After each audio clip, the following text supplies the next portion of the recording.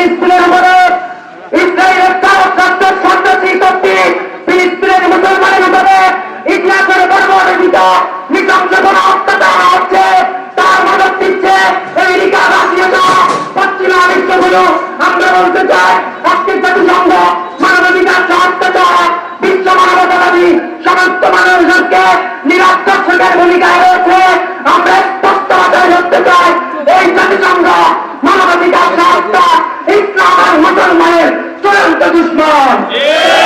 আমরা মুসলিম দেশের 57টি মুসলিম দেশের রাষ্ট্রপ্রধানদেরকে বলতে চাই আপনারা ঐক্যবদ্ধ হয়ে মুসলিম জাতিসংঘ গঠন করো, মুসলিম জাতিসংঘ গঠন করে জিহাদের ঘোষণা করো। আর বাচ্চাদের স্বাধীন করার জন্য, ফিলিস্তিনকে মুক্ত করার জন্য জিহাদের ঘোষণা করো। 200 কোটি মুসলমান জিহাদের তামান্নায় চাপিয়ে পড়বে। ইসরায়েলের তেল-আবিব থেকে আমেরিকার ওয়াশিংটন পর্যন্ত তাদের নাম নিশানা ইতিহাসের পাশে থেকে মুছে ফেলা হবে ইনশাআল্লাহ। সংগ্রামী তাওহীদি জনতা, বিনিয়ামিন নেতানিয়াহু বলতেছে হামাসকে নির্মূল করা পর্যন্ত তাদের লড়াই চলবে। আমরা বলছি হামাস হলো একবিংশ শতাব্দীর শ্রেষ্ঠ মুজাহিদ। এই বিনিয়ামিন নেতানিয়াহু ইহুদিদের রাম কুত্তা, তোদেরকে বলতে চাই এই হামাসের হাত ধরেই বাইতুল মুকাদ্দাস স্বাধীন হবে, ফিলিস্তিন স্বাধীনতা লাভ করবে, আর ইসরায়েলের লাল কুত্তাদের কবর রচনা হবে। সংগ্রামী সাথী বন্ধুগণ, আমেরিকার ডোনাল্ড ট্রাম্প আজকে সরাসরি মদত দিচ্ছে মুসলমানদেরকে নির্মূল করার জন্য। সে বলছে জেরুজালেম দখল করবে, গাজা ক্লিনিং কর্মসূচি ঘোষণা করেছে, ফিলিস্তিনের বাইতুল মুকাদ্দাস দখল করবে।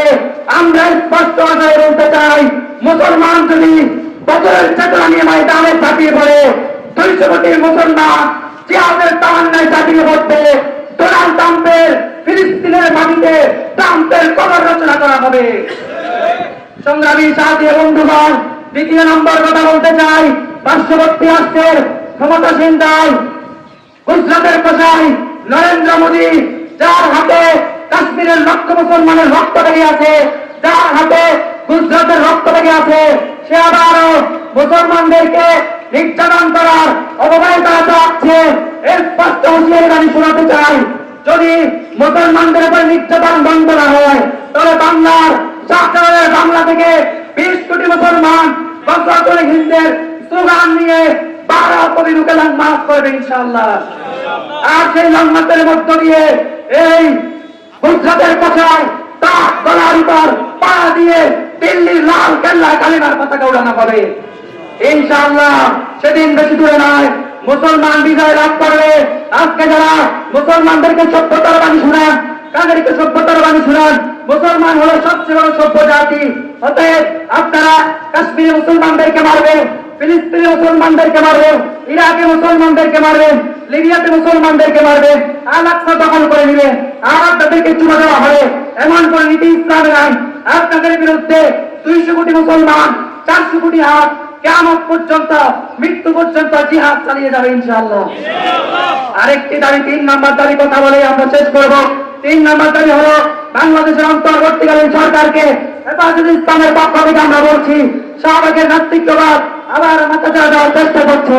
প্রশাসনের মাধ্যমে তাদেরকে রোধ করুন, গ্রেফতার করে আইনের মুখোমুখি করুন। আমার এই সোনার বাংলায় 5 তারিখের গণঅভ্যুত্থানের পরে নতুন এই বাংলাদেশে আমার নবীর বিরুদ্ধে যদি কোনো কুলাঙ্গার প্রযুক্তি করে তার জিহ্বা ছেড়ে দেওয়া হবে। আমরা বরদাস্ত করবো না। আমরা আমার জীবনের চাইতে, আমার মায়ের চাইতে, আমার বাবার চাইতে আমার নবীকে বেশি মহব্বত করি। আমার নবীর ইজ্জতের উপরে যে কুলাঙ্গার হাত তুলবে তার হাত ভেঙে গড়িয়ে দেওয়া হবে, তার জিহ্বা ছেড়ে দেওয়া হবে।